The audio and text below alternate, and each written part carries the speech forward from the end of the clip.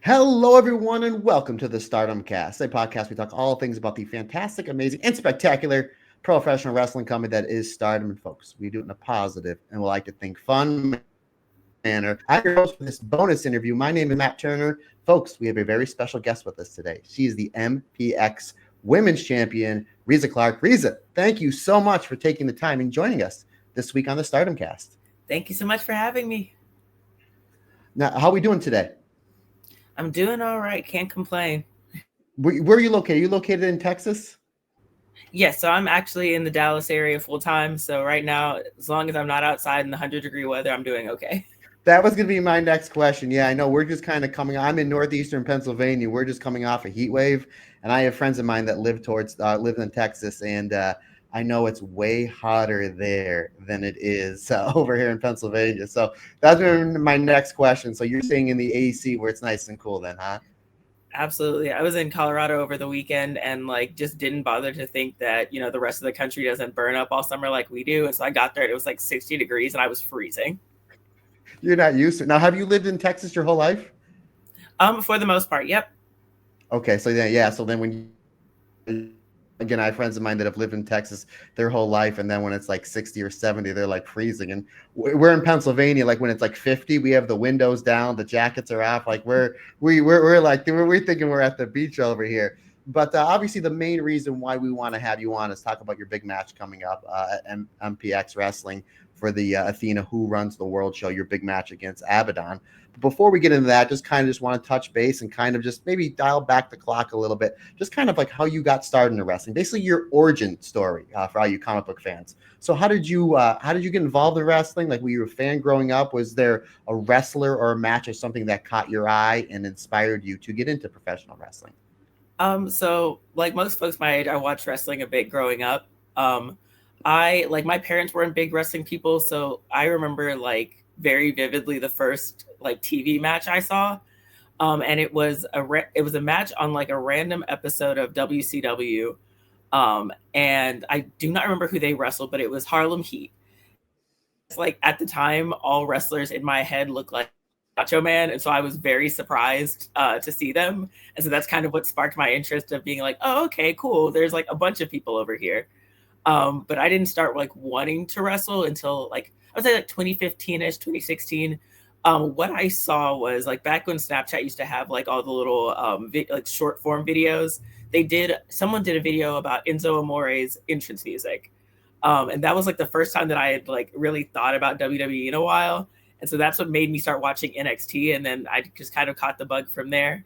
I had a who went to one of the shows in the area like religiously. And we were talking about how I had missed one of the last times Mania was in Dallas because I had gone to Houston to see some family because I didn't know it was in town for some reason. So she's like, yeah, you should go to this show VIP. And I went. They had a training school. I decided I was going to try out, sign up for their tryout. And, all these years later, here I am.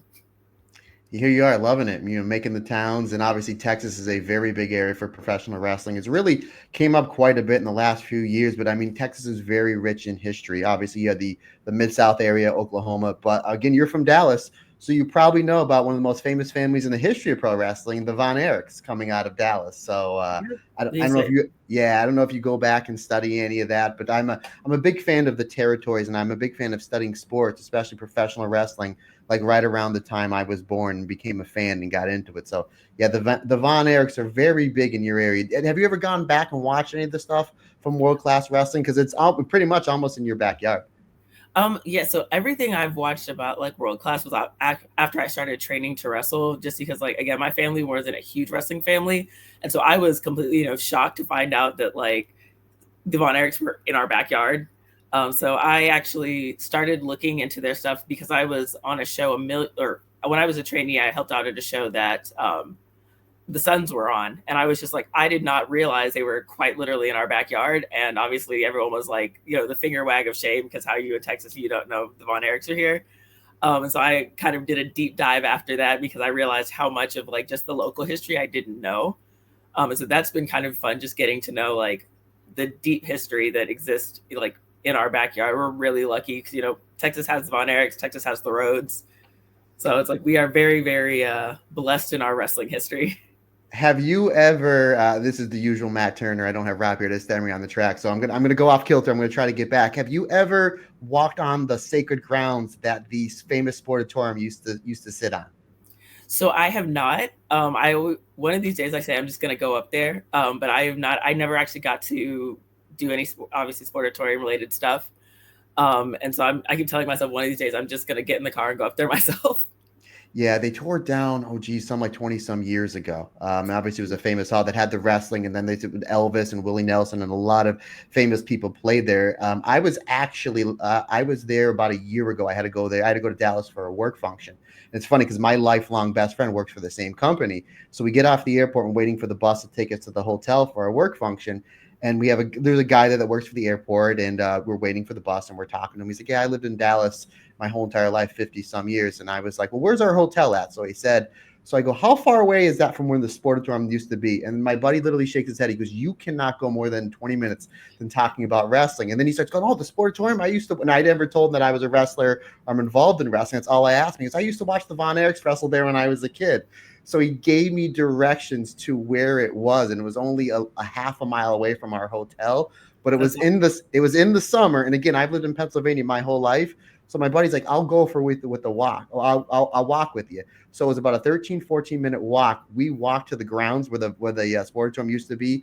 You would think that I ran a marathon in the desert. We were sweating so bad. We were lucky there was a 7-Eleven across the street. We went in there to cool off, get some water, get some hydration, and then head back because it was like, wowzers, when you're not used to that Texas heat, I mean, it really gets you. Oh yeah, it's one of those where like anytime I see somebody like out jogging in the summertime, I'm like, you are simply a better Southerner than I am. Now, obviously, again, you have your roots in Texas, and you've done most of your fair share of wrestling in Texas. Has there been any other states or any other countries that you have wrestled in? So I've wrestled in a couple of the surrounding states. Like I said, I was in Colorado over the weekend.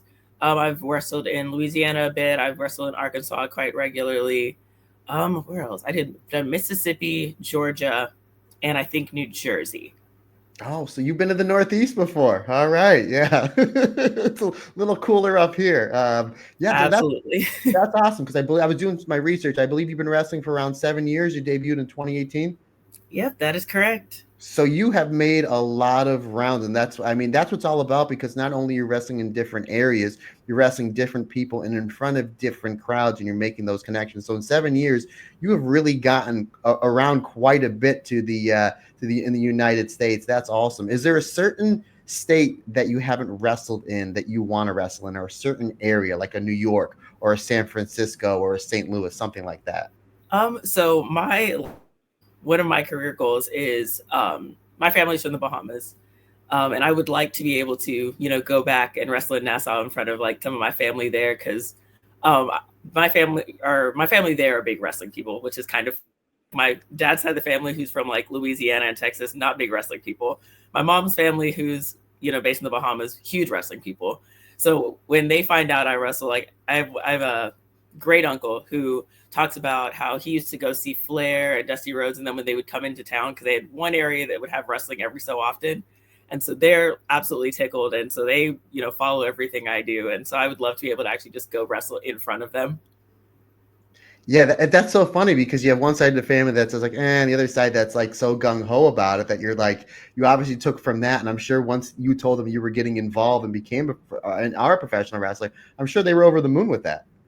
Absolutely, they've been super supportive, and I think they just are like completely tickled by the fact that like this is what I'm doing, because I guess to them like I'm outside of wrestling not a super like center of attention kind of person, so I guess they're very just like thrown off by the idea that you're like you get dressed up and you get in front of this room full of people and all eyes are on you, and so they get a huge kick out of it.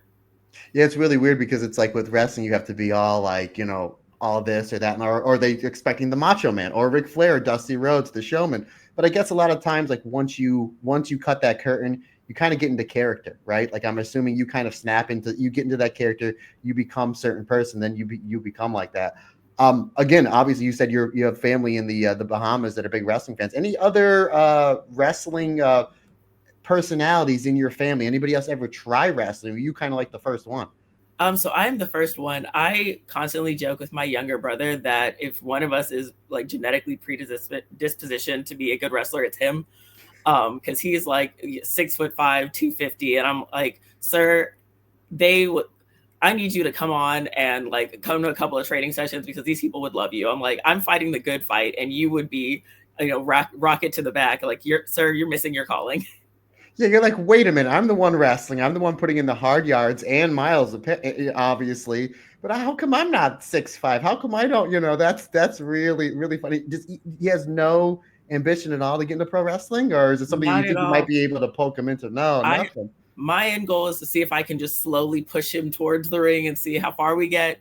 But yeah, he's as of right now has like no interest, and I'm like, you got all the genetics to be able to make it, and you're off doing other things. Well, you know what you can do? Have him become your manager. You know what I mean? Just show him a few things, show him how to get heat, maybe choke slam on the outside, roll him in, 1, 2, 3. You have him be your manager, 6'5". There you go.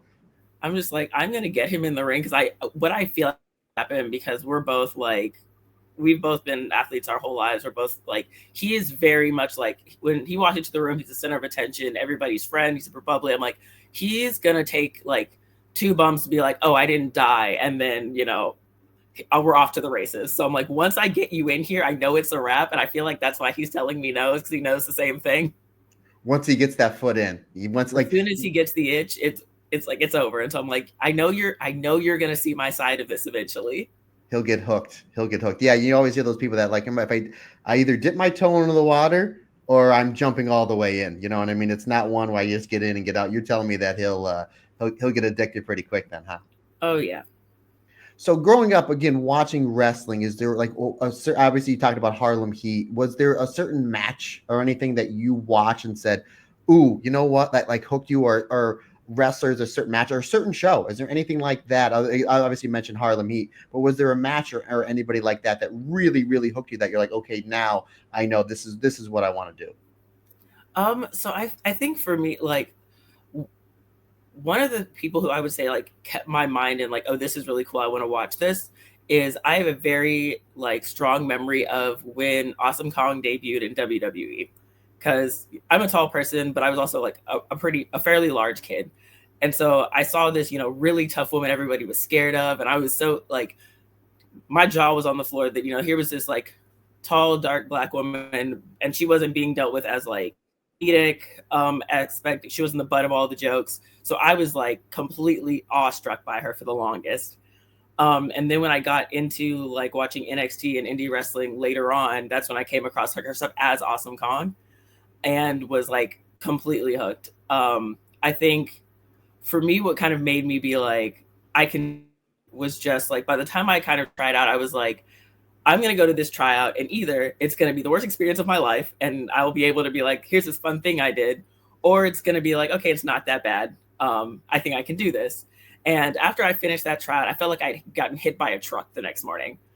But I was like, okay, I can deal with this. This isn't the worst. And then it was just like kind of getting into being able to, like through watching Awesome Kong stuff, I came across Aja Kong, and just like that's how I got into Stardom specifically. I got into Pro Wrestling Eve, that's in the UK, pretty big. That eventually came across Shimmer. So I think just kind of mine was just that like I liked Awesome Kong so much. Well, I only knew her as Karma at the time, that I was kind of like, that's kind of what I want to do, and I want to see if I can do it. Mind you, at the time I was quite a bit smaller than I am right now. So I was like, when I started wrestling, I was like 160 trying to wrestle like I was Keith Lee. So if you see a match of mine before 2023, no, you didn't. You didn't see it. But yeah, I think I was just like so excited by the prospect of like how wrestling, there was like like kind of an embodiment of everybody in wrestling at the time. And so I was just like, oh, okay, cool. Like there isn't necessarily like a look to be a wrestler, and I can just try this thing out, and my own fortitude is going to decide if I have any longevity here. One of the things that I love asking independent wrestlers, especially outside of the Northeast, again, where I'm from, Pennsylvania, New York, New Jersey, you always see the same people every now and again. As again, you obviously debuted before the COVID era. What was it like wrestling? Because I'm sure you did a few shows in 2020. during COVID. Obviously, we know WWE, they had the Thunderdome. They kind of had their own thing. AEW just ran Daly's Place.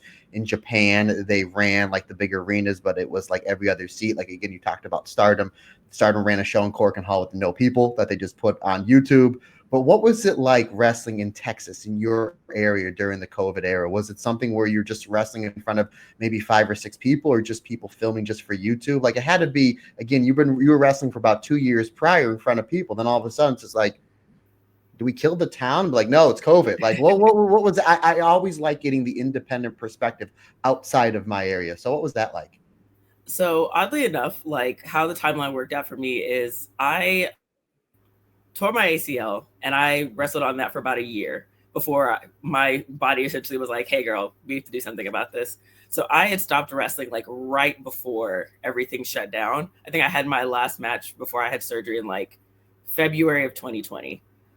So a lot of like my experience with it was just like in watching what my friends were doing at the time.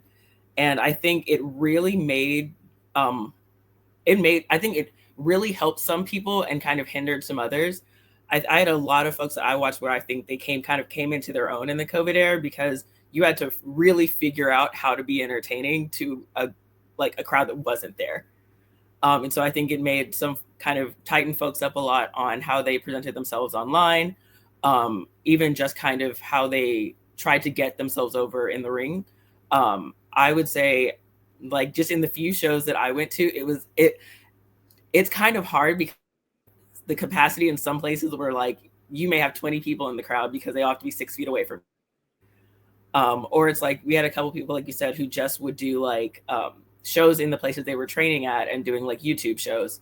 I think that just in like talking to my friends who were still wrestling then, there was a lot of, bouncing ideas of like, how do I get a crowd who's not here to bite on this person that I'm trying to become? Because like you said, I'd only been wrestling for about 2 years then. So most of my peers had been wrestling for that amount of time or less.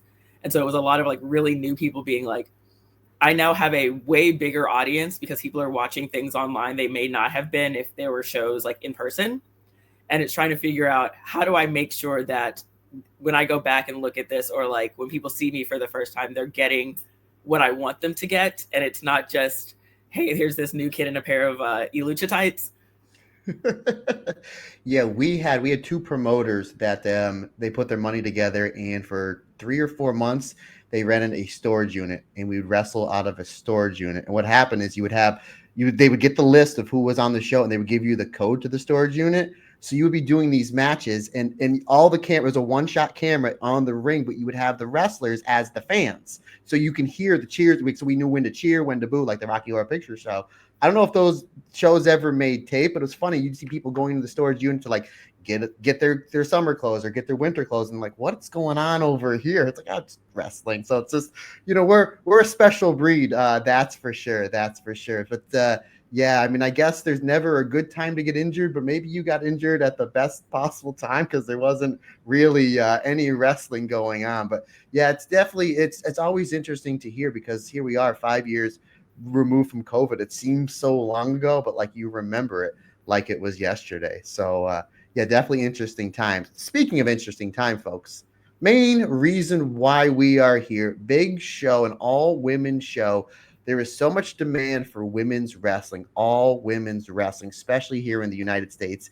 And the ROH Forever Champion Athena, she's giving it to us. MPX Wrestling coming up this weekend, which you can stream on Twitch. There is a streaming page on the Twitch page, and if you have not got tickets yet, I believe it's mpxwrestling.com.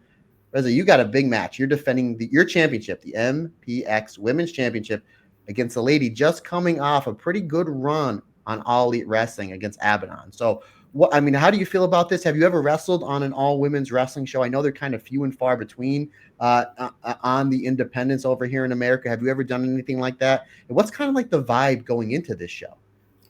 So I've had the luxury of wrestling on, I want to say it's 2 of them. I may be missing one. But they're always like, they're a really fun environment, because I think that like you said, these shows can be few and far between. So it's so infrequent that you have like a locker room where it's just you and a bunch of, other women. And it's, getting to see people you haven't seen in forever. Sometimes it's just being able to kind of, talk shop and bounce ideas. And who makes your gear and who does this and who does the other. And it's just like a really fun environment because I think everybody just is, you're not as, I don't want to say like on, not that you're on guard in other locker rooms, but there's like a level of comfort that just doesn't exist in other locker rooms. Yeah, sure. Yeah, absolutely. And again, this is something really cool. Again, you look at, especially in Japan, there are so many Joshi, all female promotions. Obviously, Stardom, Marigold, Tokyo Joshi Pro, Sendai Girls, Oz Academy. I mean, this goes on and on and on.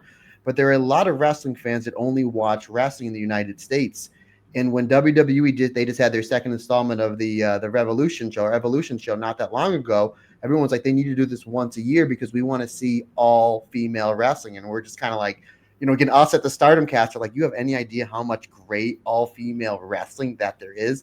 And again, obviously, we're both friends with Allison Danger. She helped run and start the Shimmer promotion, and that, that fell by the wayside during COVID.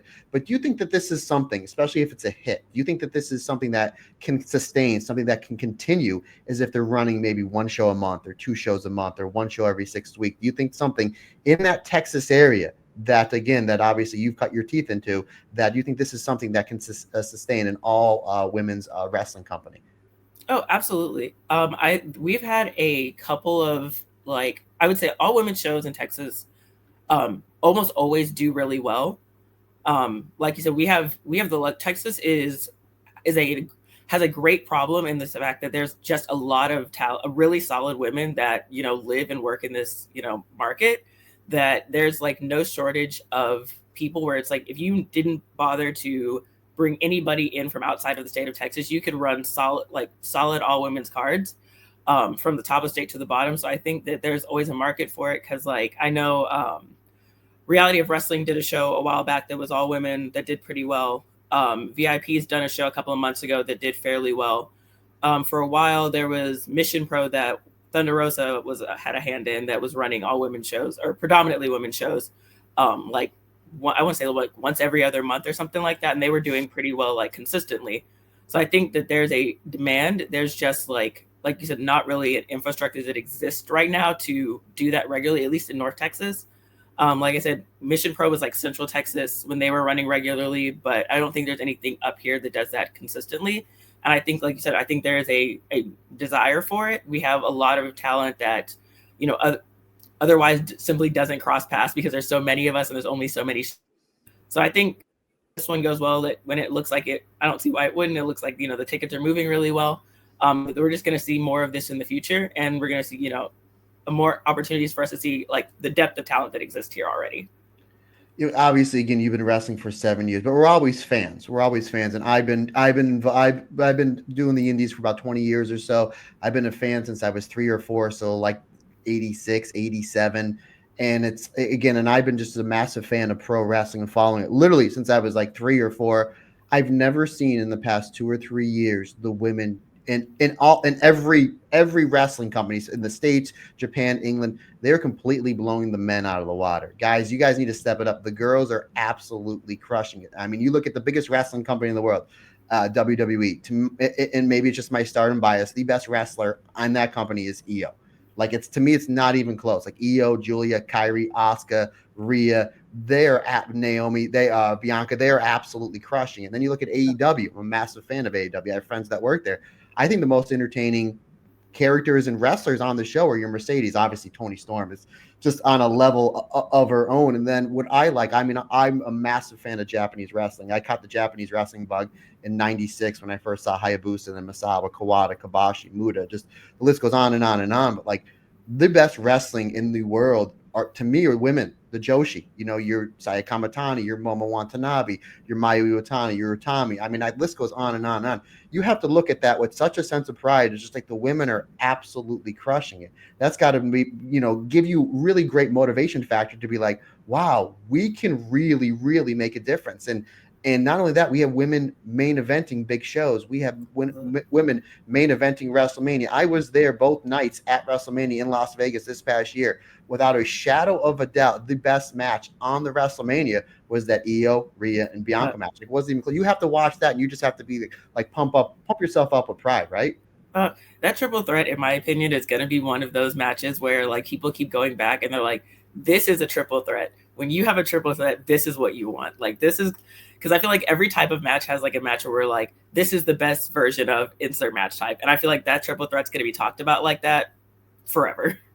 I think it's the greatest women's wrestling match on American soil. I try to go through all the stuff in my head, all the great stuff I've seen at Shimmer, all the great stuff with Awesome Kong and Gail Kim at TNA and Jordan Grace and all of her great matches, and even Hazuki versus Mercedes at the end of last year was great. I think it was just the atmosphere in that building and the fact they're in front of 60,000 people, and they completely stole the show on a show that had main evented by John Cena and Cody, like completely stole the show. And I was leaving when me and our group were leaving. Everybody was talking about that triple threat. So it's something where you're absolutely right that people are going to be talking about that forever, because one of the many great things about pro wrestling, it's the only sport that if you lose, you can actually win. If that makes any sense. Obviously, Io walked away with the win, but Rhea and Bianca were the ones that they had a great match as well. And I always say my best example of that is one of the biggest wrestling stars in the history of professional wrestling, Stone Cold Steve Austin. His biggest and best match was a match that he lost with Bret Hart. So even though he lost, he technically won. And that's the great thing about professional wrestling. It's an art. If you know how to get yourself over and get your opponent over, it's all about getting the match over. It's all about getting that over. So you're absolutely right. Like, even though Io came out with the win, which I don't know if there's anybody more ecstatic in that building than this guy over here, let me tell you. But Rhea and Bianca looked great, and it was a great way to start that show because the energy there in Allegiant Stadium, Las Vegas, was off the chart. So, and we're hoping we get that energy as well coming up this Sunday, the 9th. Now, again, you are wrestling somebody coming off a pretty successful run in AEW, someone that was wrestling on nationwide TV, and Abadon. Abadon had a lot of really great matches. I always go to that hardcore match she had with Hikaru Shida. What type of match are you expecting with her? Because I've seen a bunch of your matches. You're very hard hitting. You're very good on the technical side. Abadon seems like she has kind of a very unorthodox style, for a lack of a better term. So how I feel about it is one of the few things that I have told the MPX faithful about myself personally is I don't do spooky stuff. Spookiness is not my cup of tea. It's not my ministry. And I feel like ever since I told the powers that be that, they've used it against me. I think that's personally why they picked Abadon, is because they're hoping that it will throw me off of my game. I am not going to sit here and lie to you to say, like, there's obviously something about Abadon that is very unnerving, and they use that to their advantage. But on the back end, I am just it's taken me a lot to get to this point in MPX and to being the champion. And to Abadon, this win means more to me than it would to Abadon. Actually, more to lose here than Abadon does. If Abadon walks out of this show with the MPX Women's Championship, it's another championship that they will have over the course of their career. This is my home. I train at MPX. I had some of my first matches outside of where I originally trained at MPX. I've been scratching and clawing to try to get to a place of being respected at MPX since 2018. And this, I feel like, is kind of the culmination of that, of me kind of being like, there is a reason why I have this championship right now on this show, and not the numerous other women who've been through the door, who train here, who are known to the MPX faithful. There's a reason why it's me, and there's a reason why I'm the person carrying the burden of being the champion. And that's not to say that I am not having to make sure that I don't allow myself to get in my own head about, Abadon, the things that they've been able to accomplish, especially because, Abadon and I started wrestling around the same time. I would say I've probably been wrestling a little bit longer. I even remember Abadon and I being on an all-women show together earlier in their career. And so obviously it's like we've been around roughly the same time, but our paths have been very, very different. And so for better or worse, this is kind of me having to prove myself to not only the people that are in the building and see me regularly, but a lot of people are going to be seeing me for the first time. And the expectation they have is that this is going to be another one of the cakewalks that Abadon has been having since they've left AEW. And it's kind of on me to protect the house, whether the house likes me or not. Reiza, I gotta tell you something again. I'm a pro wrestler. I'm also a salesperson. You gave me goosebumps. That was wow. I mean, if you're not going to tune in, and again, if you're in the area, definitely, if you're in the area, definitely go. Even if I know Allison Danger, because we had her on the show about 2 weeks ago, she's teaching a seminar. If you're someone that wants to bet on yourself, she's teaching a seminar, I believe, in the same building that weekend. You're going to have a lot of eyes on you. So if you're someone that wants to bet on yourself, go to the Allison Danger seminar. If you're like me and cannot be there, watch it on Twitch. I mean, folks, again, I mean, the championship's on the line. She just told you how much this means. You got somebody coming off AEW thinking they're going to walk all over somebody that has built their name. That is your backyard. So, yes, you are going to see an absolute fight on your hands. And I am I was excited going in, but just those last 2 minutes, you sold me. I'm super pumped for it. And this is going to be a knockdown, drag-out match. And the fact that you don't do spooky, sometimes you have to face your fears. And it looks like that you're going to have to because in order for you to come out with said belt, in order for you to come out with said goal, you are literally going to have to stare your fear in the face. And you're right. Like this will mean so much more for you because one, you just beat somebody coming off an AEW contract. Not only that, you're retaining your title in your backyard in front of a packed house. A lot of people going to be watching on Twitch. A lot of people watching on social media. And again, somebody that you works a style that you don't like because it's spooky. So I think you're going to be going into that with a very big chip on your shoulder. And I'm super excited to see the outcome. And obviously the main event with Masha and Vert and High-End, that is going to be, you want to talk about triple threats? That is going to be the WrestleMania of independent triple threats. Super, super pumped about that. A really, really stacked card. My World taking on Billy Starks. This is a dream card. Yeah, I'm sorry, go ahead. And I was like, it's definitely like as the matches come out, you're kind of like, I feel like every time like a match comes out, everybody else who's like are kind of announced for it is like, okay, so yeah, I'm gonna have to work tonight. Like this is one of those you're like, yeah, like the people that you are, on this card with have done some really cool things and are capable of some really, awesome matches. And so you're kind of having to be like, I want to make sure that in the sea of stars, I'm not lost in that. Not only that, but you're the champion going in. So you're representing the company. So yeah, so it's just like, yes, I know Vert Vixen's great. I know Billy Starks is on TV. She just wrestled Toni Storm. I know Mila World. I don't know how she's not signed because wow, she is phenomenal. Oh, I love Maya so much. And there's a couple of girls that I feel like are in the stage of like, it's only a matter of time. Maya's obviously one of those. There's another young as well, London Dior. She's another one where I'm like, if we make it, if we're having this conversation 3 years from now and she's not on television, I will be genuinely shocked. So I feel like on top of like we have a lot of established names, we also have a lot of women that people are going to be seeing for the first time, and they're going to be really, really impressed by. You know what the great thing too about professional wrestling now is there's so many places to go to get noticed where you can make money and make a living. It's not just WWE. It's, you have WWE, you have Raw, SmackDown, then they have Evolve, and then they have NXT. So you have all those branches, and then you have AEW, you have TNA, you have, obviously AEW comes Ring of Honor as well. And then if the independents are doing really well, like GCW. I mean, they're doing 400 or 500 people in the building like almost every weekend. They just ran Cork and Hall, and they're like an American independent. And then again, you go look over what's going on in Japan. Again, especially in the Joshi scene, Stardom, their 5-star Grand Prix, they ran 2 shows in one day and did like 1,100 tickets. Marigold did 1,200 tickets. Like Tokyo Joshi Pro's doing well. Tokyo Joshi Pro was just in your neck of the woods. Yep, and they did 2,500 tickets. That's crazy for the second biggest Joshi, maybe the third, depending on how you look at Marigold, the second or third biggest Joshi company to come over. It's not like, well, they have TV or they can see them. It's for them to come over and then they do, what was it, 2,500 tickets they did? 2,500 tickets. And that's like you said, I think I'm someone who, just loves women's wrestling, loves wrestling across the board. So it's like, especially like we talked about COVID, I kind of, since I was not wrestling, I was hurt. I was kind of like, I want to watch something that's so far out of like the wrestling that I do and the wrestling that I normally.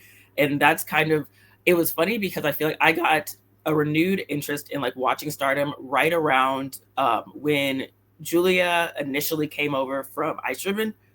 And they had first started Donna Del Mundo. So I was like obviously heartbroken when Himika retired because I was like, she was my favorite wrestler. I watched a video that someone did a couple of years ago. There was just kind of a breakdown at the beginning of the year of like, here are all the, the factions. Here's kind of what's going on with everybody. So, when they have their first big show of the year, you know what's going on. And how he described Himiko was that she's the biggest person on the roster, but she can go with anybody, and she never blows up. And I'm not there yet, but I was like, that's what when my boots are up, that's how I want people to view my work. Is like, she was the biggest person here, but like she could go with anybody. It didn't feel like she was, struggling to keep up. And I just obviously was a huge fan of her work. Love her, love Micah. So that's kind of what eventually watching some of those matches online got me into watching, Tokyo Joshi Pro. I watched some Ice Ribbon quite a bit. Obviously, since Marigold has started, I've been kind of keeping up with them as well. But I think that's just like, we have such a wealth of people doing such good work that it's just kind of fun to be able to be like, what's happening in a scene that's not mine? Yeah, and again, it could be a scene that you pop yourself into 6 months, a year from now. I mean, why not? The world is at your oyster, and again, you have a lot of momentum going in. A lot of eyes are going to be on this show this weekend. It's going to be really interesting to see where it takes your career, and I'm super excited for it. Again, the handful of matches I've seen from yours, thoroughly impressed. It's one of the many reasons why we wanted you on this show. It's one, obviously, to plug the big show coming up this weekend because wrestling in general is great, especially women's wrestling, but just to talk about what's going on with your career. You mentioned let's get into some fun questions. You mentioned Micah Hima. Do you have a certain favorite match from Micah and or Hima? So I am very biased, obviously. So her retirement match with Micah, like, I boohooed my way through. The one at All-Star Grand Queendom in February 2023. Yeah, so I was just like, because obviously I was like, I appreciate you deciding it's your time to go and not having to go out on your back, but like, dang it.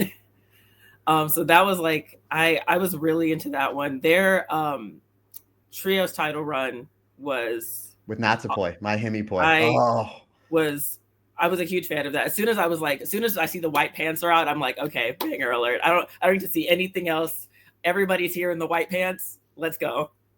They went back to back with three of the best artist runs of all time, with the original Cosmic Angels of Tam, Mina, and Unagi. They lose to My Hemi Poi, Micah Himika, Natsupoi. And again, great name. Japanese are so great at coming up with names with stuff like unbelievable. I wish more people would do like the Stardom system where it's like you kind of have to join a group, because like some of my favorite stories out of Stardom are just kind of the process of either someone trying to be recruited into a group or kind of getting, hey, sorry you lost a match, congratulations, these are your friends now.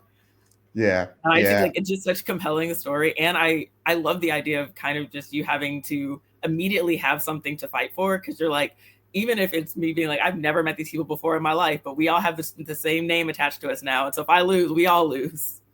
You know what's, and again, I mentioned obviously then Micah Himika and Natsupoi, they lose the belts to Momo Watanabe, Starlight Kid, and Saki Kashima when they were part of a Wedo tie. And again, I've wrestled in a lot of 6-person matches, 8-person matches. I'm sure you're the same. If like one thing goes wrong or one person misses something or they're off key, it's the domino effect. And I've been watching Stardom. Really, I've been obviously covering it for the last 4 years, and I've seen every match over the last 4 years and went in the back catalog. They barely have a misstep, and it never ceases to amaze me. I'll be sitting there watching these 6-persons or 8-persons, sometimes 10-persons that they'll put on like the house shows. I'm like, I just don't get it, because it happens to me. And I'm on my best day, I'm nowhere near as good as anybody on that roster. But I'm like, how is that even possible? Because if it's one misstep or somebody misses something, they're off by a half a second.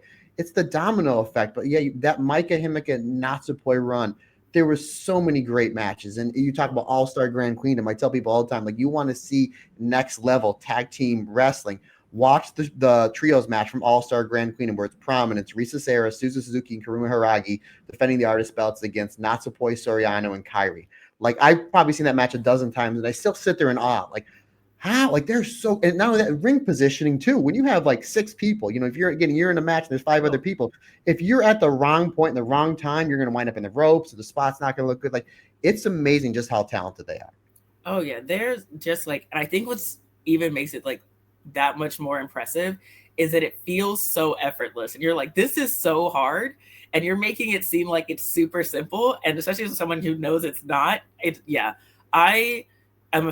I'm a fan of like multi-man tag matches anyway. I think they can be super fun when utilized correctly, and so I think Stardom does a great job even in like just major wrestling companies of putting those types of matches on, and they're just phenomenal. And it's one of those where it feels sprint from start to finish, feeling like when I get to the end, I'm like, I'm tired. Like, yeah, it's fun because it's a where do I look, but in a good way, because you're like, no matter what's going on, it's intriguing. It looks good. Like these women just are, you know, in a league all their own. One of my favorite things I heard in an interview a million years ago, and I can't think of who it was anything that you're like, wow, that's really innovative. A small Japanese woman did it first.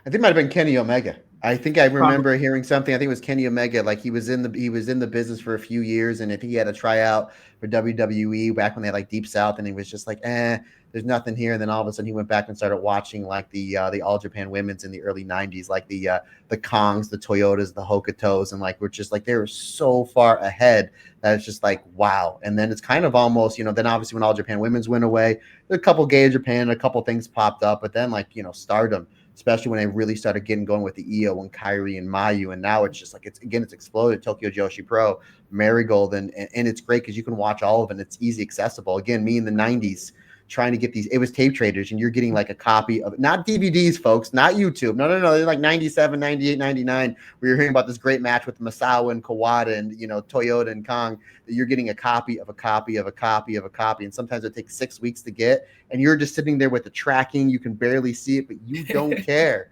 You don't care. So that's why, like, when things come up on YouTube so fast and it's just a little fuzzy, but you don't know what it was like trying to watch All Japan in the 90s, waiting 6 weeks for a tape. But yeah, you're right. They're so ahead of their time. And I always say, like, whenever I review a match for Soriano, it seems like week in and week out, I'm like, she's like, I think God put her on earth to be a professional wrestler. Like, I get people ask me all the time, like, Matt, what are some women that I should watch to study? I'm like, I don't know if you should watch Soriano, because I just don't know if anybody can be that good. But at the same time, there's certain things that you can watch. And one of the great things about Stardom is not just spots. It's storytelling. They build to certain things, and it's like they build, and it just makes a great match even better when you're building and you're teasing and you're selling, and then you hit a big move, but you can't follow up right away because your knee hurts or your neck hurts or your fighting spirit. It's next level. And again, I grew up watching. You know, I grew up in the WWF area in the 80s and 90s, and, you know, the Monday Night Wars and ECW. And I was lucky enough to be part of Ring of Honor when it first started. And I've seen great wrestling, but what's been going on in the Stardom ring since really like 2018 is really, really next level, which will bring me my next question. If you can wrestle any Joshi, one or two, if you can pick one or two, any Joshi, who would you like to wrestle? So the obvious answer for, like, I feel like every woman over like 5'8" is like, I wouldn't have my favorite wrestler if Aja Kong didn't exist. So she's always like the top of my list of, if in an ideal world. We'll get to that question. I'm going to get to a question. But I'm talking like right now in 2020. I got a question that I'm going to ask that I think that's going to be your answer. But I'm talking 2020. I know she's wrestling now and she's still kicking ass. But if you can wrestle any Joshi right now in 2025, who would it be? So I am a huge fan of Lady C. So that's one of my ones. Again, Tall Girl Solidarity. I've been watching her since like her first match in Stardom. So I'm a huge fan of hers. And then let's see, who else?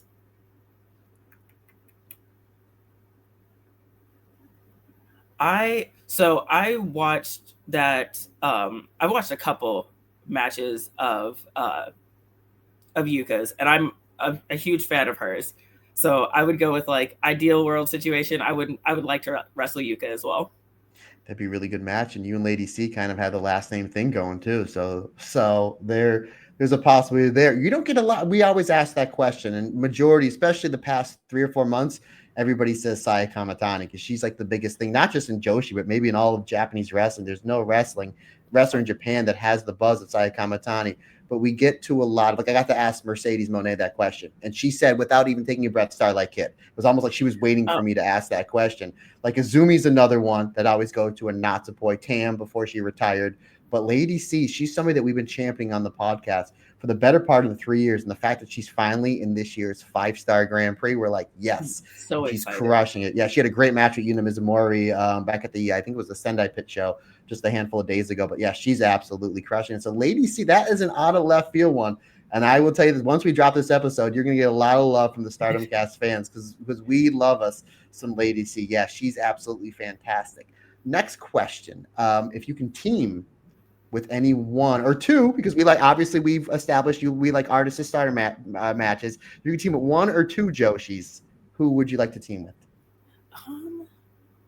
Let's see.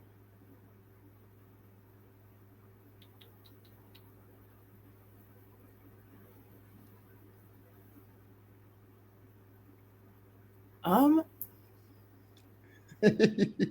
would complement your style? Who would complement your style? There's a lot of right answers there, isn't there? There is. I wish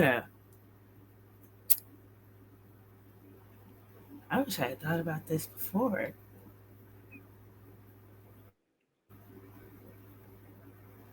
You know who I think you would team? While you're thinking, my team for you would be Micah and Hazuki. I think Mike and Hazuki. I think the girls from Fukuoka teaming with the girl from Dallas, Texas. I think you would absolutely crush it. I think, especially against like a hate trio like a Momo Watanabe, a Natsuko Tora, and a Konami. I think that when you throw that thing in Cork and Hall, yeah, I think that would be a surefire heck yeah match. One of my initial answer was going to be Natsuko Tora. I was like, because in true fashion, I was and am a huge fan of Oedo Tai, so I'm like, that's my girl. But no, that'd be fun. I like that answer. And my next question, this is always a fun question. I think I already know your answer. If you can get in a time machine, I'm a big Back to the Future fan, so we're just going to say a DeLorean for the sake of argument, and you can go and wrestle any wrestler from the past. Who would it be? And again, from what you just said about 2 minutes ago, I think I know who you would wrestle. Yep, I would go ahead and get in that time machine and teleport myself back to my death, and I would wrestle Aja Kong. Again, we've had a friend of the show, Allison Danger, on quite a bit, and she's I think the last I know how much she loves Aja Kong, and I think on the last podcast she got really morbid with us, but she did it in a funny way because it's Allison. She said that found out that she was dying of some sort of disease. She would want Aja Kong to backfist her in the face until she perished in the ring. That's real. I tell people all the time, when I'm ready to go home to God, I want to wrestle Shane Taylor. So I can go out on my back, and at least, when my soul leaves my body, I won't have to be there to care about it. Somebody else is gonna have to take you in the back. That's gonna be somebody else's problem. Absolutely. Now this is obviously Rob is in England, so he's 5 hours ahead. So right now it's 1 a.m. In his time, or 5 hours ahead of me, 6 hours ahead of you. So this is a question Rob asked everybody, and if I don't ask it, he's going to be very upset with me. If we were in the middle of a zombie apocalypse, again, think of The Walking Dead, and you can pick 4 current women's wrestlers to be on your team to help save you from said zombie apocalypse, who would it be? And you can pick anybody, WWE, Japan, England, any 4 current professional wrestlers, women. Who would be your squad? Okay, so my very first one is going to be Abadon because I need them to get their people together. So at least if we have one on our side, I need you to talk to your people. Let's see, my second one.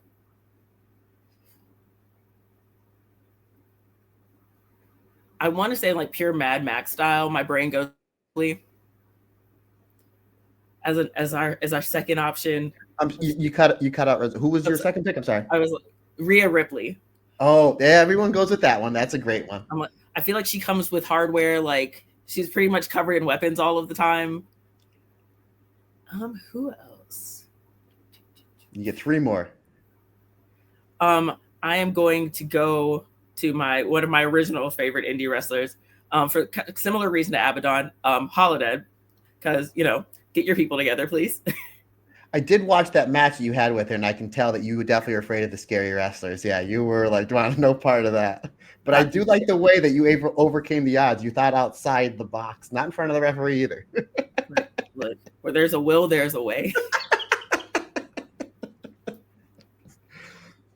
Last two. Who are we going with? We going anybody from Japan? We're staying in the States? We going to AEW? Where are we thinking here?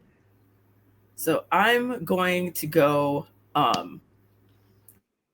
She's stateside now, but she would pretty much cut her teeth in Mexico. Sadaka. I don't know if you are familiar with her. Luchadora, who is her Lucha Extrema is her thing. She is very good at it. Again, very well versed with the weapon. I think that if I'm standing behind her, I'm more afraid for the zombies than I am for myself. And then last, let's see.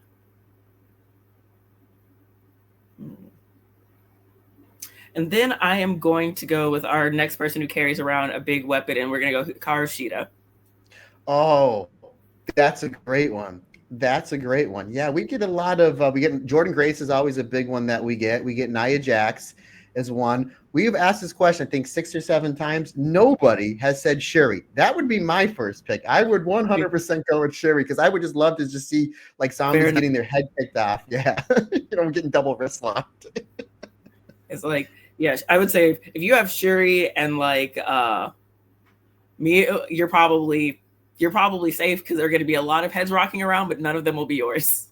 Probably Momo Watanabe because she kicks just as hard as Shuri and she has the baseball bat too. So that's probably one to go to. What's great about that question is there's no wrong answers. Last 2 questions. Who your favorite match or favorite opponent? My favorite match.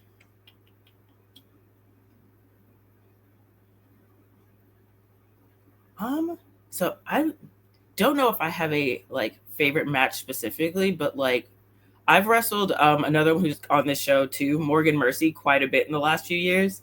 And I feel like it's kind of an iron sharpens iron situation where like we're both, tall women, we're both, pretty heavy hitters.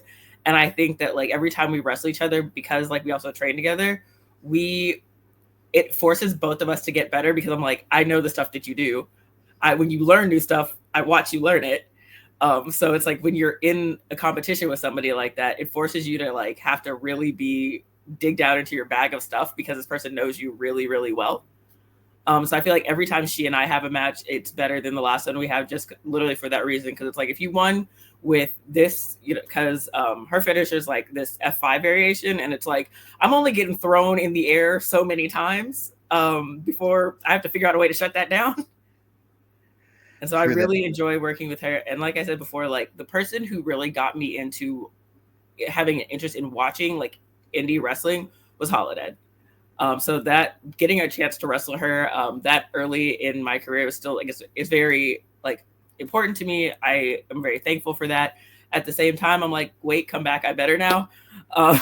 But yeah, I think that's like one of the matches that's gonna like has a soft spot in my heart just because like I looked up to her so much, and that part of kind of being freaked out by her in the ring is obviously like very spooky woman, but it's like very spooky woman on top of the fact that like you look up to this person you like very highly, and so it's kind of being a bit starstruck and being terrified.